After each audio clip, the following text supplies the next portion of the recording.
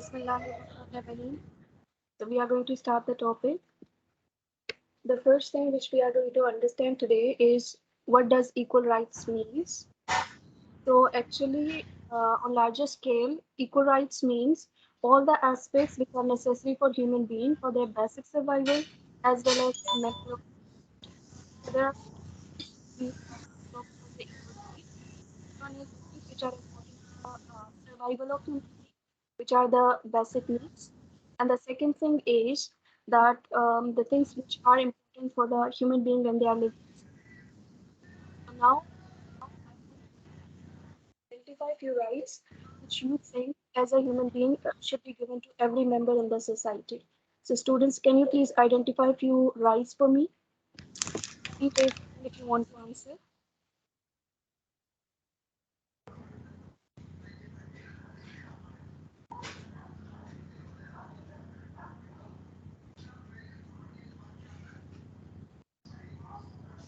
Yes, please. Anyone who can answer any of the rights which you believe should be given to every member in society. Freedom of speech. Very good. Excellent. Good job, Imam. Anyone else?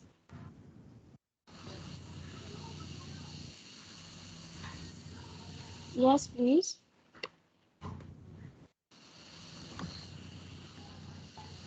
Yes, children. Okay, when we talk about the basic needs, anything which comes in your mind related to basic needs?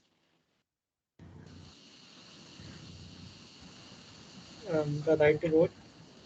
Right to vote. Good job. The right of education. Very well done. Excellent. And Also, the right to live freely, not Rights. under someone's order. Sorry, I cannot hear you. Can you please say one more time? Miss, the right to live freely or to have freedom. Very well done. Excellent. Excellent. Good job, everyone. So let's see what are the rights which should be given to every individual in the community, the basic rights and the rights as a member of community. So here I identified for you the first I mentioned the basic rights. So as a human being, all no matter what the religion is, no matter what the gender is, no matter what kind of a person that is, for every human being, these are the basic necessities like food and water we all need. We need shelter, we need safety and security, and we all deserve respect. So every member in the community or every human being need all these basic needs. Then the second thing is rights as a member of community. So few of you identify like education already. Few of you identify freedom of faith, vote, job, justice. So all these are the rights which every member in the community deserve.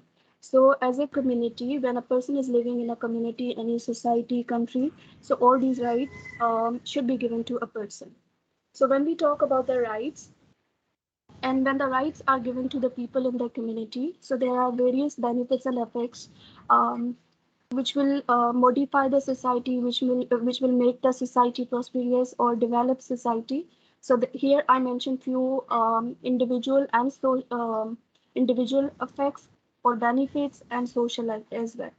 So for individual, I mentioned for an individual, when we are able to achieve, or when we give the equal rights or opportunity to community members, in that case, every individual in the community is the one who achieve the respect and try to be obedient to law of the country.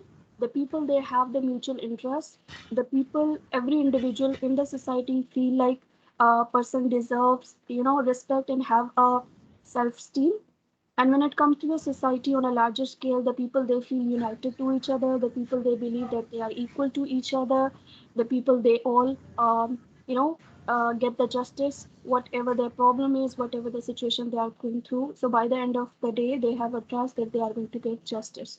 So all these are the effects which we people are able to achieve in case if we are providing all the basic needs and the opportunities to the individuals in society. So after that, the thing which we need to understand is that what will happen when we are unable to achieve, or once we are not able to give the equal rights to the individuals in community. So obviously there will be a discrimination.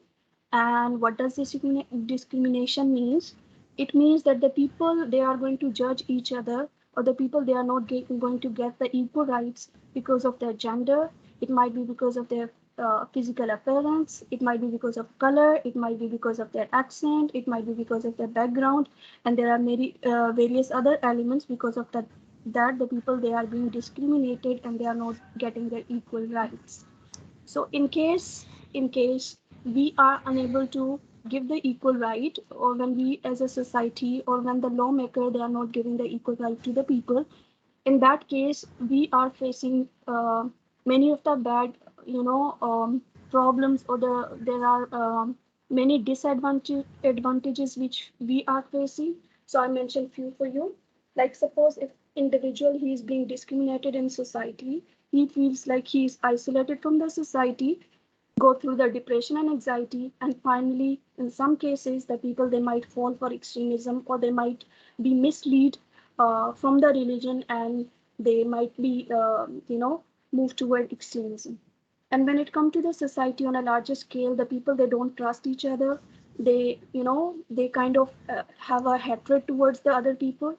Sometimes they disrespect law, the people, the individuals, and they, obviously when it comes to law authorities, they are unjust also.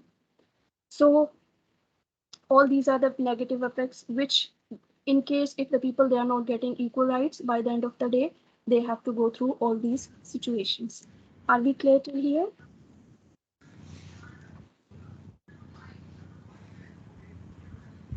Yes, Yes, children, are miss. we clear till here? Okay, good job. Okay, now let me ask a question.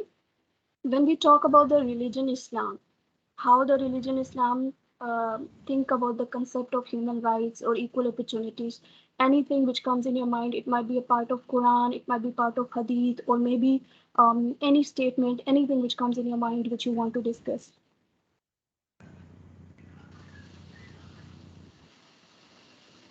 Yes, please.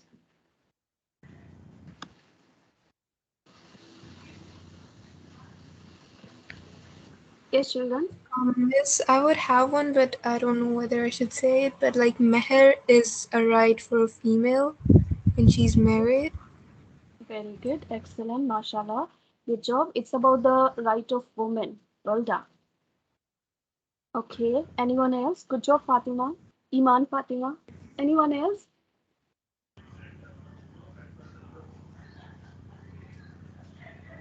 Yes, children. Anything else which comes in your mind? Okay.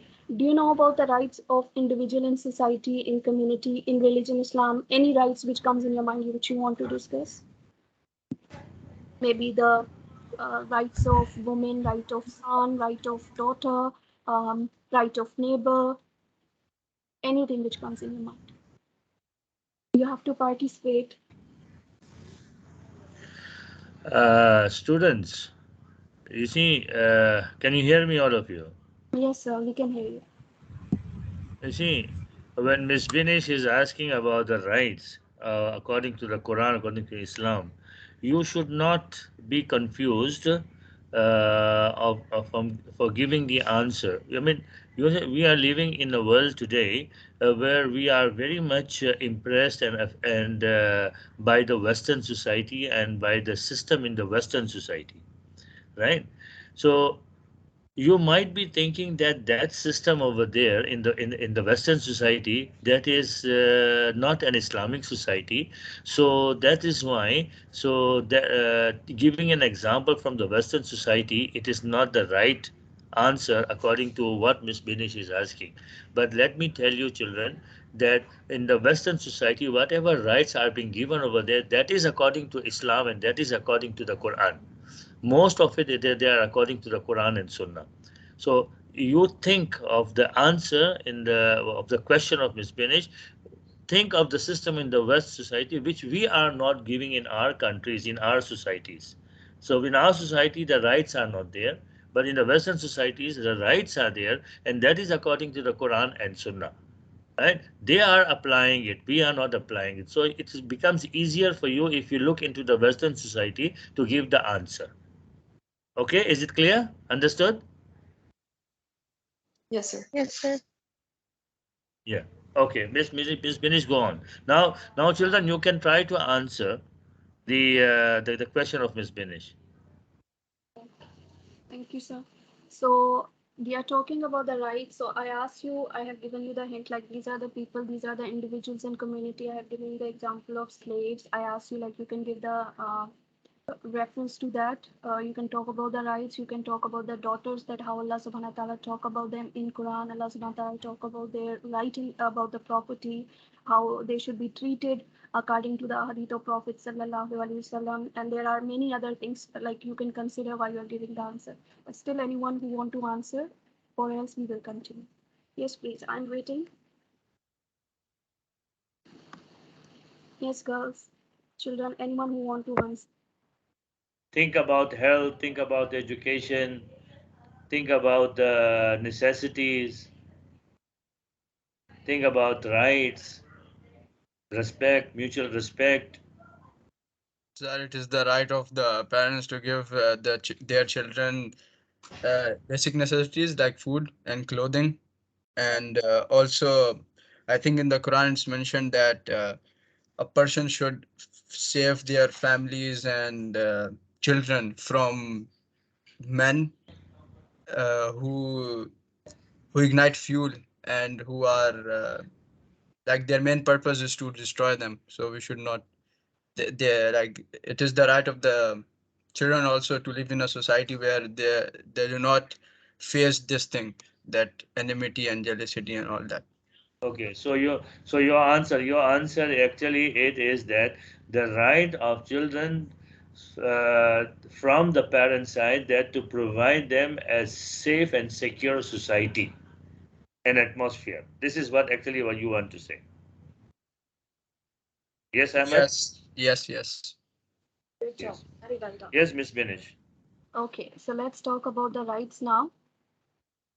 You all can see my screen. Yes, ma'am. Yes, ma'am. Okay, so now there is a very simple thing which you can write in your exam also, and which is very easy to understand and remember it. That Quran used the word that all the human beings are they are the descendants of one main Prophet Adam, a Prophet Adam alayhi salam. So that is the thing which is a reference from Quran, that when Allah subhanahu wa ta'ala says that we all belong to Hazrat Adam alayhi salam, he's our forefather, we are the descendant of him. So it means we all are equal. We all have a relation to each other. We are brother to each other.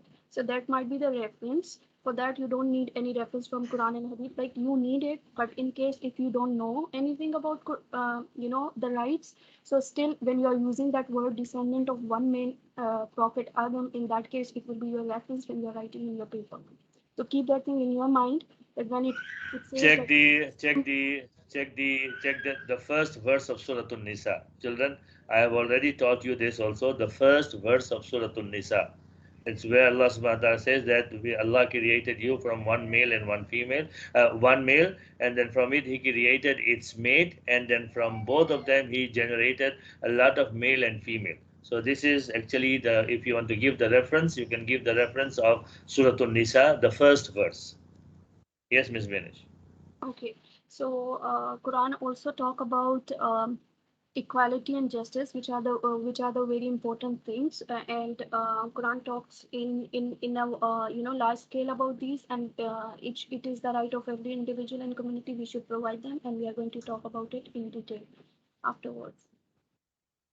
Now we were talking about the basic rights, and we already discussed that all these things are necessities and should be given to every individual in a community because nobody can survive without them. Okay, and in Quran, Allah Subhanahu wa Taala says, describing the righteous believer in the Quran, Allah Subhanahu wa Taala reminds that there are those who give a rightful share of their wealth to the beggar and to the deprived. So it means that the people who are the people of need, like there are many people in our community, sometimes we realize them, sometimes we are unable to realize them. But when Allah Subhanahu wa Taala is talking about the zakat, Allah Subhanahu wa Taala talk about them in detail, that there are a lot of people of need in our society, so we should help them. Like for example, the orphans are there, the widows are there, the people who are the the prisoners are there, uh, travelers are there who lost their belonging and they are in some place where they don't have anything to survive or they are unable to move back to their country. So there are many people who are the people of need, and especially there are the people like needy. Poor is the one who don't have anything, for or who doesn't have a food to eat. And the needy is the one who might have a basic necessity but unable to educate the children, is unable to, is able to give the food to the family but is not able to pay for the bills and all. So sometimes we realize them, sometimes we don't. But in Quran, Allah subhanahu wa ta'ala clearly mentioned for us that we should help the people who are in need of. It might be with it might be with through the education of their children. It might be through the paying the bills for them. It might be any of the way. So Quran, Allah subhanahu wa ta'ala discuss about the detail that when the people they are in need of, they are unable to fulfill their basic needs. As a community members, as a Muslim, it's our duty to help them with our zakat. Are we clear till here? Yes, miss. Okay. Now, the next right, which we are going to talk about now, it's about the individual right, and that is the right of which right is freedom of belief. Now, it's not about that Allah subhanahu wa ta'ala is talking about the Muslim, Allah subhanahu wa ta'ala is talking about the believers in religion. Allah subhanahu wa ta'ala talk about or encourage us just to help the believers or to give the rights to believers. No, it's about all the people. It might be the community where the people of different religions are living together. So in all these situations, we are encouraged through our Quranic verses. We are encouraged through the hadith of Prophet Muhammad. We are encouraged through the, you know, the action of different, um, caliphates and their time period, and the historian, those who are the people who are the Muslims, from their action we can understand that Islam encouraged to help the people, and when we are living in the society where the people of different religion are there, we should help them. So here few examples are mentioned. One of the example is from the Palestine. So in Palestine, when the Palestinian people, they are able to get the conquest over Palestine, and they made it they made it their own country. After that, they allow the Jewish people to live with them with safety and security. Uh, so under their ruling, or under their kingdom, or under their reach, they put few boundaries that they will not, they will take care of each other rights, and then they still can stay with each other. So that is one of the example from the Islamic perspective which we can give, that Islam encourage us to have a relationship, to give the right to the people of different religion as well. So here is one more example. When the people they were living under the rulership of Muslims in the country of Spain, in the city of Cordova, what happened was that the Muslim they introduced, or they had one intellectual center, which was a learning platform for the people, and there were the students who were coming, subjects that they were learning there. They were learning philosophy, they were learning science, they were learning medicine, they were learning many other things. They and, and they were learning not only from the religious people, or you can talk about like only Muslim, but they were the scholars, Jewish scholars, who were teaching them these subjects.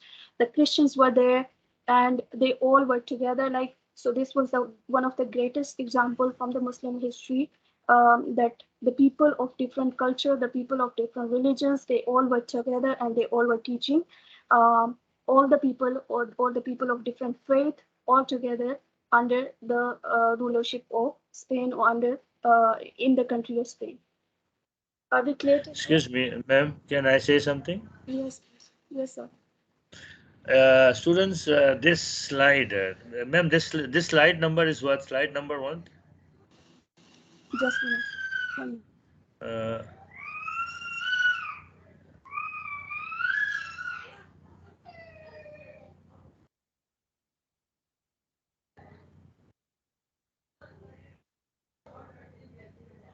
this is slide number.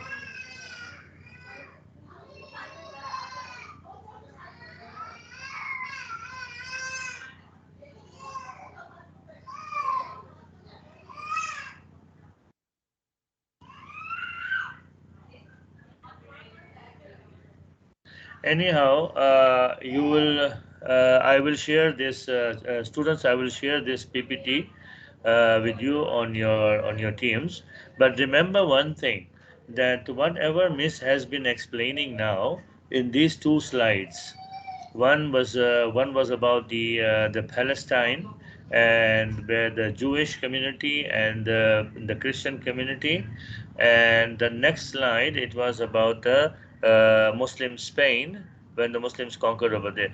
Remember, children, these two slides are very important for the next topic which we are going to study next Friday. These are very good examples of the multi-ethnic and multi-faith society, where Islam allows the multi-faith society. Okay, where the different people belonging to different religions, they live together, and they are equally respected, and their teachings and their rights, everything it is respected, and it is given to them. Okay, children, clear? Understood this? This is a good Yes. example of the multi-faith and multi-ethnic society and racial harmony, which are we going to study next Friday. So remember these examples when you ask, or when you are asked to give an example. So these are the two slides where you can give the examples. Okay, children, this PPT will be shared to you. Yes, ma'am, please. Yes, Miss Benish.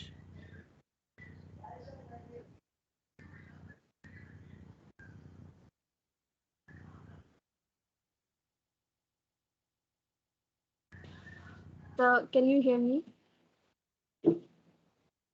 Yes, ma'am. Okay.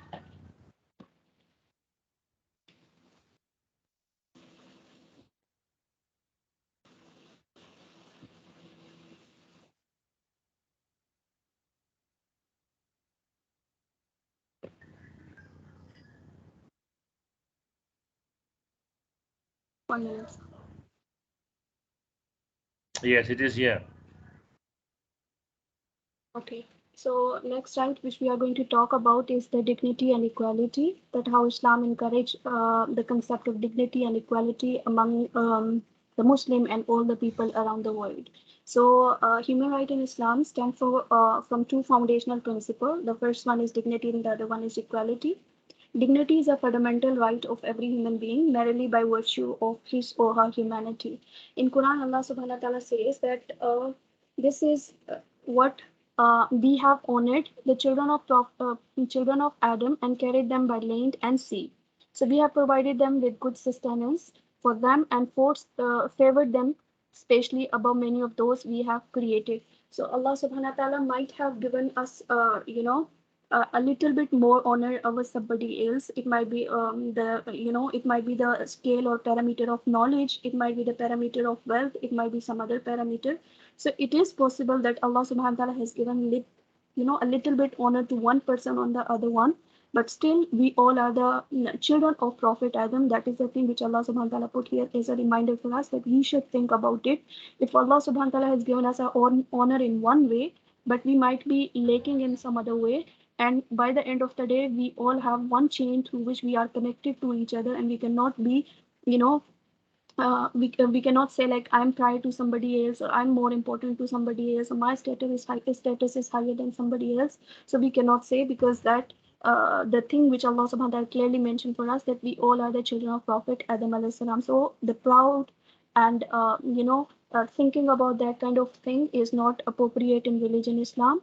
And Allah subhanahu wa ta'ala is the one who has provided with all of the necessities, and with this honor we should be thankful to him, thankful to Allah subhanahu wa ta'ala, and we should try to fulfill the responsibility which Allah subhanahu wa ta'ala has given to us, instead of being ignorant, and instead of being uh, you know um, pride on our own selves. Then Quran talks about the second part. The second thing is the equality. So regarding equality, Allah subhanahu wa ta'ala talk about that this is the thing which Allah subhanahu wa ta'ala make very clear from the Quranic verses and from the hadith of Prophet sallallahu alaihi wasallam. Do you remember the last sermon of Prophet sallallahu alaihi wasallam, children? Yes. Yes. Can anyone tell me what was the most important points there about the equality? I remember that I remember that there was something related to rights, that we must respect the rights of one another, and the rights we have on other Muslims. Very good. Excellent. Good job, Ahmed. Only Ahmed is the one who's in the class. Rest all the students, they are sleeping. Only one good boy in the class. Rest all are sleeping. If you are there, please raise the hand. Everyone is good, and everyone is good. Actually, the only thing that they might not remember what they have studied in the last sermon of the Holy Prophet. They might be taking more time to think about it. But Yeah. Ahmed is there. He's very attentive. But no one is sleeping. I think no. Is everyone sleeping? Okay. If you are not sleeping, just raise the hand Yes, or sir. put in I chat. might do that during the class, but not online Okay. classes. Okay, very good. Everyone is not Yes, sir. sleeping. Children remember the Prophet Muhammad Sallallahu Alaihi Wasallam spoke one thing very clearly, that do after me, do not start knocking down the necks of each other. That means that do not start fighting against each other. Then the Prophet Muhammad spoke about 17 points, and this 17 points, Prophet mostly spoke about the rights of Allah, the rights of women, the rights of slaves, the rights of different people, right? All these rights the Prophet Muhammad spoke in it. So that is about the rights actually. Okay, fine. Don't worry. Don't worry. I will share the sermon as well to with you tomorrow, inshallah. Sir, it's here. We are going to discuss about in a while. Okay, fine. Go on, man. Go on, man. Okay. Everyone is awake. Good job, everyone. Okay. Bismillahirrahmanirrahim. So in the last sermon, Prophet Sallallahu Alaihi Wasallam clearly mentioned that nobody has a priority over other. Only the thing which make the person special in the sight of Allah Subhanahu wa Taala is the piety, the taqwa. If uh, we have taqwa, then we are the Very righteous good, very people. good, ma'am. Very good, ma'am. Very good, ma'am. Just ask one question from the students. One question. Yes, Right. sir. This what you said. Yes, children. Can you tell me that which verse is this? Many times I have spoken about this verse. Many Yes, times in my class. yes, can you repeat one more time? Sir, Surah Nisa, first ayat. First ayat, Surah Surah Nisa, Nisa. look what is written. Surah Nisa, look what is written down there, the number of the verse. Surah Hujurat, right? Surah Hujurat. Very good. Surah. Yes, very good. Surah Hujurat. O Is it mankind, okay? we have created you from one male and one female, and divided you into tribes and nations, so that you may know each other, right? So that you may know. But the best among you is he who is more pious. This is the verse actually. Okay. Yes, Miss Benish, continue, please. Okay. Students, if you will participate by the end of the day, inshallah, at the end of the class, I will share with you the card, the gift card, okay? For your to like support you, to appreciate you for your effort, for your participation. So if you will participate, it will be very good. Okay, Bismillah ar-Rahman ar-Rahim. So in Surah Nisa, Surah Hujurat, Allah subhanahu wa ta'ala says, people, we created you all from a single man, a single woman, and made you into a races and tribes. And there is only one reason why we created you different from each other. And this is because like you have a different name tag, you have different tribes, which you have different identification. The reason is that you should recognize one another. There is no reason that you should be show like, or you should say like one has a priority over other, or one person is richer than the other, or one person has a more respect than other. No, the reason Allah subhanahu wa ta'ala created us different from each other in terms of tribes, in terms of races, that we should recognize each other. And in God's eyes, the most honored of you are the one who is most mindful of him. God is all knowing and all aware. So Allah subhanahu wa ta'ala knows everything. Everyone is equal in the sight of Allah subhanahu wa ta'ala. Everyone is same, has same respect in the sight of Allah subhanahu wa ta'ala. So having a tribe, different tribes, different races, different color, different gender, it does not make a different us different from other. But obviously, yes, we are different from each other in terms of all these aspects. So the way why Allah subhanahu wa ta'ala create us in this way, so we can recognize each other that this is the name of this person, he's from that tribe. So it's just the element to recognize each other. It's not the element to show that one has a priority over other. So are we clear with this concept equality?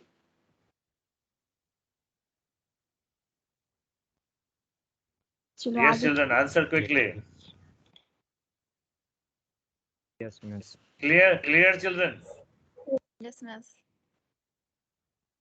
Okay, so remember one more thing when we talk about the equality, our congregational prayers, congregational practices, especially the prayer and the Hajj, when we perform both these, at that time, if you remember, the people who are poor and rich, the people who are of different races, they still stand together, they still, perform the pilgrimage together. So it also shows the equality in religion Islam that they all are equal. They might have the different races, they might have the different tribes, but they all are equal in the sight of Allah subhanahu wa ta'ala. That's why they are in most honorable place, masjid. They all are together without any discrimination or without having any priority. We So call it racial harmony. Racial harmony. okay, so In the religious studies, there is a chapter by the name of racial harmony. This is what Miss Benish is explaining. This is actually related to racial harmony, where different races come together harmoniously. Yes, ma'am. okay, racial superiority. Racial superiority means like giving the ruling to or giving the authority to one family or to one, uh, particular type of people, and discrimination that both are prohibited in religion Islam, and it contradict its essence. It contradicts the essence of religion Islam. Like if person is selected through the voting or any other system, so it should not be the thing of family. It should be like with the mutual interest, if with mutual you know understanding, with the voting, with the complete understanding of everything, and after that the people they should be selected for that. So there is no discrimination in religion Islam. Family to family, when the things are transferring, it's not allowed in religion Islam. So everyone should be treated equally, everyone should get a chance. The people who are you know more appropriate for that position, any sort of position, so they should get a chance also to prove themselves, to develop the country also. So this concept is exemplified in the final sermon of Prophet Muhammad sallallahu alaihi wasallam, about which I was talking about. That Prophet sallallahu alaihi wasallam talk about this in his sermon. He said, "No Arab has any superiority over a non-Arab because of her language, nor does a non-Arab have any superiority over an Arab because of any other thing, nor does a white man have a superiority over a black man because of her color, or the black man or any superiority over the white man. So nobody has any priority on the other.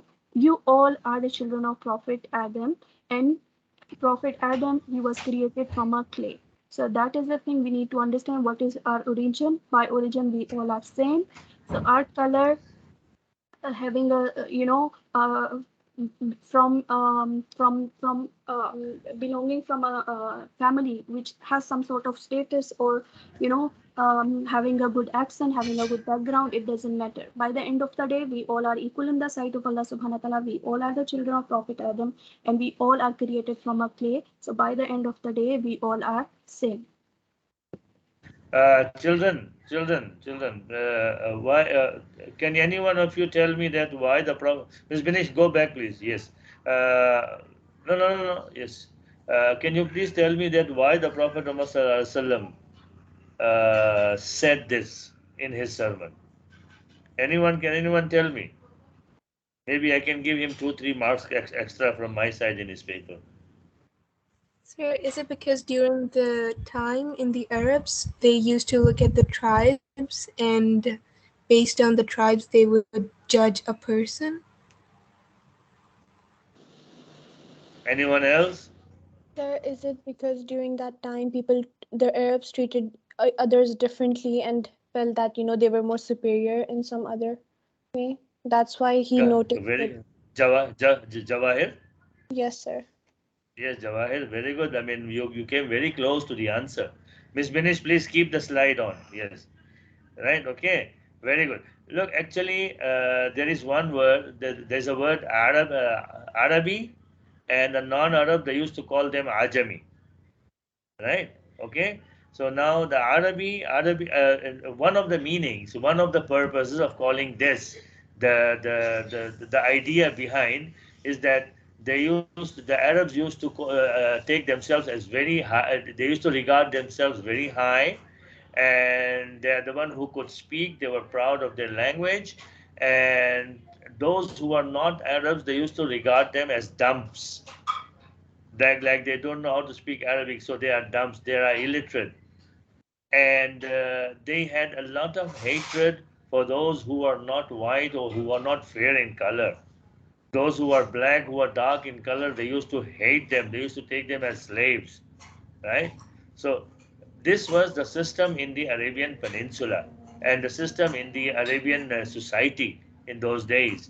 So that is why the Prophet Muhammad mentioned this, that no Arab has a superiority over non-Arab, no non-Arab superiority over the Arab, no white over the black, no black over the white, except by the piety. That means that and Allah Subhanahu wa Taala doesn't care whether you are a white, you are a black, you are an Arab, you are non-Arab. The criteria before Allah is that you should be submissive to Him. You should submit your will to Him, and you should be worshiping Him. You should be fulfilling the purpose of your creation, and we should actually follow our our father, and that is Adam alayhi salam, who was created by clay, and he was not boasted, and he did not boast, but rather he submitted himself to Allah subhanahu wa ta'ala when he accepted his mistakes, and he said, Rabbana zalamna anfusana, oh Allah, we have wronged ourselves. And if you are not going to forgive us, you're not going to have mercy upon us, then we will be the losers. So he submitted to Allah, and he was saved from being the loser. So this is what Allah wants us to do also. We need to submit ourselves to Him. Okay, children, this is the picture behind this saying of the Prophet Muhammad sallallahu alaihi wasallam. Yes, Miss Benish, carry on, please. They also treated a slave very badly that time. Sorry? They also treated the slaves Yes, very sir. badly that time. So Yes, slave they also human treated being. slaves. Yes.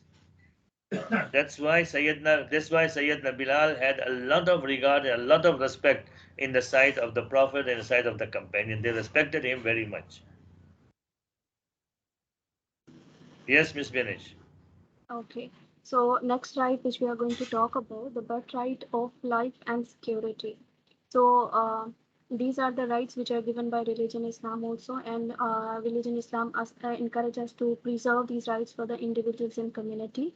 So in Islam, life is a very sacred thing, and it's something which is trust. Trust means amana. It's amana from the God, from Allah subhanahu wa ta'ala, and this is the right of every individual. So every individual to whom Allah subhanahu wa ta'ala created, he or she has a right for it, and it's a trust of Allah subhanahu wa ta'ala. Nobody is allowed to take it unseriously. It's a blessing.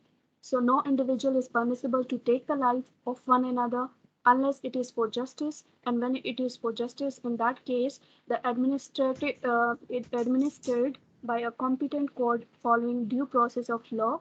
If you remember yesterday in the last presentations, I was discussing about it, that when it comes to sometime what happens when we have grudges, and especially when someone is being killed by the other party, in that case the people, they have a hatred. So to compensate it, it's not allowed in religion Islam that you individual is permissible to take a revenge. You are allowed to talk about it, you are allowed to raise your voice against it, but through a proper channel, which is that there will be a Sharia court or there will be any other court, a civil court, where you will go, will talk about your injustice or the whole thing, and there will be a process which will take place, and after that the decision will be taken, and then court will decide what to do with the person who took your right or person who took the life of your loved one.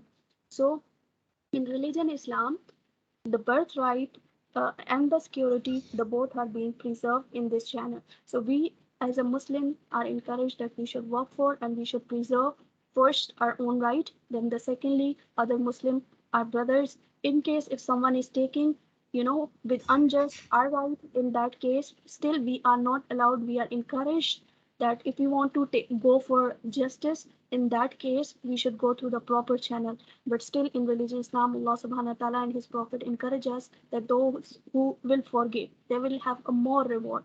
But it's not like you should not go for a justice. You are always will go for the justice. But the one who forgives will get more reward. That is what it is encouraging religion Islam. So let's go and see with the reference of Quran. In Quran, Allah subhanahu wa ta'ala says, "No take a life which Allah has made as sacred." So sacred means nobody has a right to take it. It's something sacred is a word which is very close to holy. It's something which is holy, except for a just cause. Like a person did something bad to you, and you want to take, you want to go for justice. You want to preserve your right.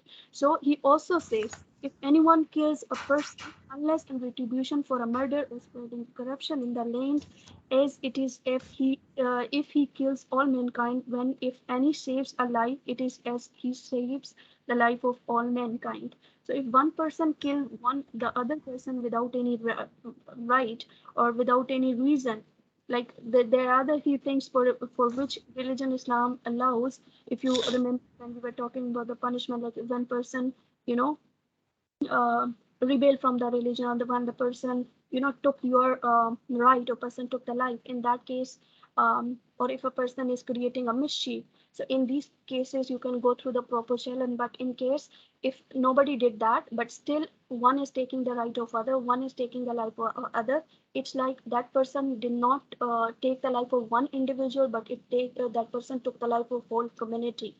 So it is like it shows the how serious that thing is in the sight of Allah subhanahu wa ta'ala, how big that thing is, how big crime that is. And for that the seriousness of crime, same way we will be accountable for that. And the one who will save the life, so he it's like he saved the whole mankind, humanity, so he will be rewarded according to the good deed he did. Are we clear till here? Yes. Excellent. Yes, ma'am. Good job. Yes, Miss. Okay, so here is something which is very interesting, which we need to understand. One example is being mentioned here. That suppose, in case if you are present in some situation and you did something, is a person who is in risk. In it might be any of the reason. So in religion Islam, you are able to help that person, or in a person who put his life at risk intentionally or unintentionally. He might be there might be some consequence because of that. The person now is in risk. In that case, as a Muslim, it's our duty that we should go and preserve the right of that person. And in case if we are put in the position to help that person, still we are not doing that, in that case we will accountable for that. Allah subhanahu wa ta'ala is going to ask us that when Allah subhanahu wa ta'ala has given you a chance, why you did not utilize it properly. And because of your carelessness, because of you did not take action by yourself, the other person, he lost his life. So in that case, we might be accountable. So as a believer, we need to keep that thing in our mind, and we need to understand it. It's not like you are harming somebody intentionally, but maybe because of your negligence, maybe unintentionally someone is at risk. You are able to help that person, but still you did not do it. So in that case, you might be accountable for that. Are we clear? Yes. Excellent. Good job. Okay, now let's talk about the rights during the war. In case, in any country, now war took place, so what about the right of the people? So let's see what religion Islam talks about the people when they are, when they are in situation when there is war. So during a war, Islam enjoins that no one deals with the enemy nobly on the battlefield. Enemy soldiers and the prisoners of war, even they are not allowed to be tortured under any circumstance. Islam has also drawn a clear line of distinguish between combatants and non-combatants. So it means combatant and not combatant means the soldier and the people who are the civilian, the normal citizen, the regular citizen, those who are not part of the war. So religion Islam, the first part is that it's not allowed to, when you are capturing some prisoner, when you have some prisoners, still you as a believer, we as a human being and a believer are not allowed to torture them. under any circumstance. It's not allowed, it's not permissible in religion Islam. We should take care of them, we should provide them, living, and we should not take a revenge over them. It's not allowed in religion Islam. So, and there in religion Islam, there is a clear distinction between the people who are taking part in us, they are confronting you, and the people who are the normal citizen. So in that case, obviously, when you are in the war situation, the other party is taking, they are fighting with you, so you have to fight with them. So in that fight, if someone is, dying, or you are killing somebody, so you will not be accountable for that. But in case if there are the people, especially like here in the instruction of Prophet Sallallahu Alaihi Wasallam mentioned that if there are old people, if there are children, if there are the women, so we as a believer are not allowed to kill them. And especially the word monk is being used, the people who are in the masajid, the people, those who are in, not masajid, but own religious places. So we should preserve their rights, we should respect them, and we are not allowed the people to take their right of living or any other right. So the people, they can, when the Muslim, they are at a place where they are confronting the other people, in that case they can fight with the soldier, but rest all people, they will preserve their rights.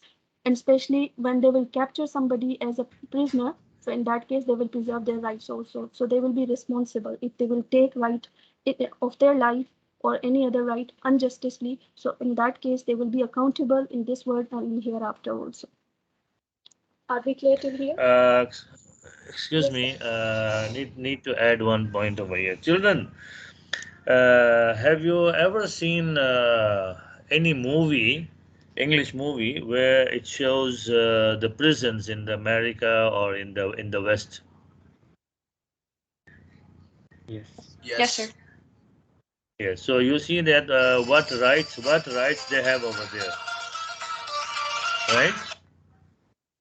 Yes, Have you sir. seen them? I mean, they have got proper clothing, they have got proper food, proper Yes, health sir. conditions, and everything, Yes, sir. proper place of living, sleeping, everything, right? And that these rights are actually given according to the Geneva Convention. Geneva Convention is a place after the Second World War. They had decided that how the prisoners of war and what rights of the prisoners of war will be given to the prisoners. So this is what the world is talking about so much, that this is the according to the Geneva Convention. But I would like to bring into your notice that this Geneva Convention was only after 1945. But if you look at the Islamic teachings 1500 years ago, after the Prophet Muhammad SAW had defeated and the companions defeated the Quraysh in the Battle of Badr, where the 70 people were taken prisoners from the Quraysh. So the Prophet Muhammad SAW announced that no one should be tortured. No one should be physically tortured. No one should be spiritually or emotionally tortured. The biggest punishment for them is that their freedom has been confiscated. You have to treat them well. You have to give them to eat what you eat. You have to give them to wear what you wear. You have to give them a place to stay. And then the Prophet Muhammad arranged, by the consultation of the companions, he arranged that whoever can pay for his freedom, they can leave, and those who cannot pay, they should not be tortured, but rather if they can teach 10 Muslim children, so that would be the price of their freedom. So you see all these things, what we see in the Geneva Convention today, it is all given by the Prophet Muhammad. And the only thing is that we Muslims or neither anyone else are projecting these things. And we are always talking about Geneva Convention. So you should remember that Islam was the first one to give all these rights, what you see in the Geneva Convention. Okay, fine, children, understood this. Yes. Yes, sir. Yes, And sir. another thing is that the ethics of war, the Prophet Muhammad SAW and the caliphs, they used to give advice to their army, the general, when they used to go to fight against another country, not to destroy the fruit, the crops, not to destroy the trees, not to destroy the wells, not to destroy the worshipping places, not to violate someone's house, not to fight against the one who are non-combatant, not to fight against those who put down their sword, right? All these instructions were given by the Prophet Muhammad, which is being projected as these instructions came from Geneva Convention. It was given by the Prophet Muhammad. So this is actually the rights of human being, the rights in the war, and the rights of human being according to the Islamic teachings, right? And this is the rights which Allah subhanahu wa ta'ala has given through the Prophet Muhammad to the humanity. Okay, fine, understood? Yes, sir. Yes. Yes, Yes. Okay, Miss Benish. Miss Benish, please continue to the next slide.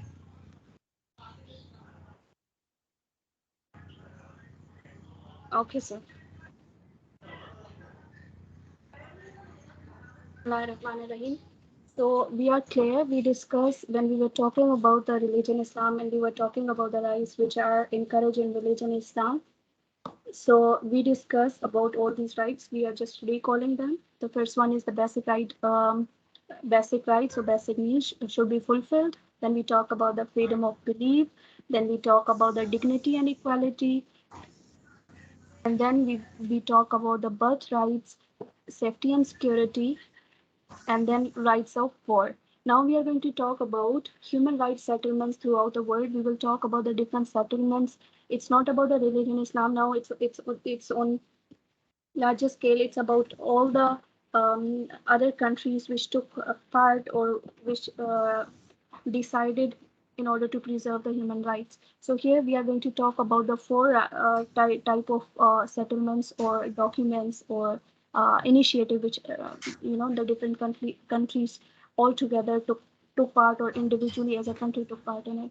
So we are going to talk about Magna Carta. We are going to talk about the Declaration of the Rights of Man, which is the French document and French settlement. Then we are going to talk about the American Bill of Rights, and we are going to talk about the Geneva Convention. So we will go for quickly. It's as a reference for us when we are talking about the question which is or if when we talk about any other religion or any other perspective. In that case, we will have some points when we will go through all these things. So now, Magna Carta. What does Magna Carta mean? So Magna Carta is a Latin word which means Great Charter of Freedoms. So it is also called as Magna Charta. Okay. So this is the settlement. In that settlement, this was actually the royal settlement or the royal charter. It includes the three important rights. There are many other rights, but the three rights for your reference I'm going to discuss about. The first thing is that if you remember or if you read few of the historical or especially the English novels, in that case you will be you might have observed that in especially in early age, what happened was that there were no right for women in the property. They were not getting the right in the property. So any male in the family, it might be the blood relative, like very close relative, like a brother, father. If not, then the uncle, the cousins. So they were the one who who received the inheritance. So that is the first thing which was they talk about it in Magna Carta. There was a thing like the government and the church, the religious place and the government, they both were together. And church, it was under the influence of government. So if government approves, then the church is allowed to take decision and do the different rituals. So that was the second thing. And then there was taxes, like unlimited taxes. So they in the Magna Carta, they have decided or they just put some settlements. The first one is church will be a separate place, the government will be a separate place. So government cannot influence on a church, so they cannot do any modification. Like the government cannot influence the church in any means. So religious place will be separate, government will be separate. So they both will work to by the end of the day, when the people, those who are in church, when they will come out, they will part of government, they will take part in different things, but when they are in the church, they will be preserved and the decision will be taken according to the church and the authorities. The second thing is the rights of all the free citizens, that they can inherit property. They can own a property, they can inherit a property. So that was the second thing which was being discussed in Magna Carta. Then the third thing which was being discussed there, that the people, they will give the taxes, but that will be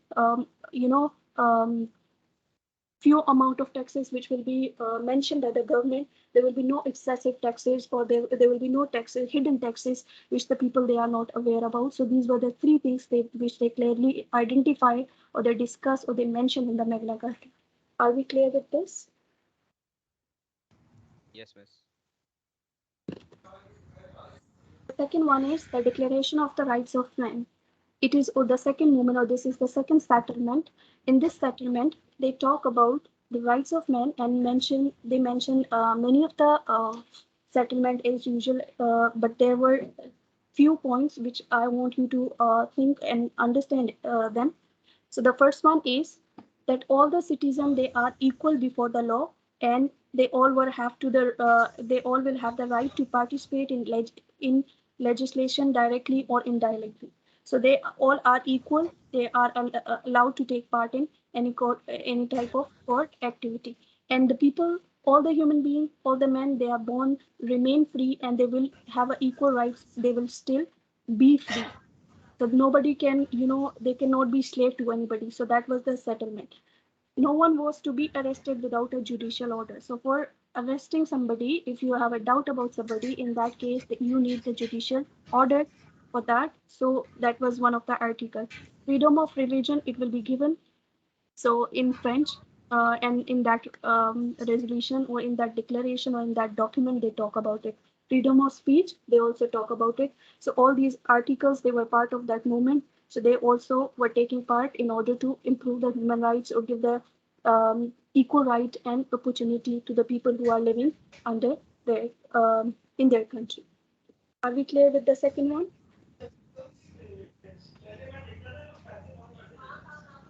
Yes, yes. Yes, children. The third one is American Bill of Rights. So this is also one of the document, one of the settlement. In that particular settlement, they talk about limiting the power of the federal government of United States. So this law, or this settlement, belongs to United States. So they decided to limit the power of federal government, and they try to protect the right of all the citizens all over the country, especially the people who are resident over there, the people who are coming as a visitor to the country. So they have decided they will work in order to preserve the right of all the people. So this is what they have documented, and they try to implement it. So although we all have in almost all the country, the people, they have their rights like that, or the settlement like that, or the constitution like that. But obviously, few of them, they are able to implement it. Few of them are still trying to, and few country, they were unable to work because of any other reason. So, but all the country, they had this kind of a thing. So Geneva Convention is the last one, and sir already discussed about it.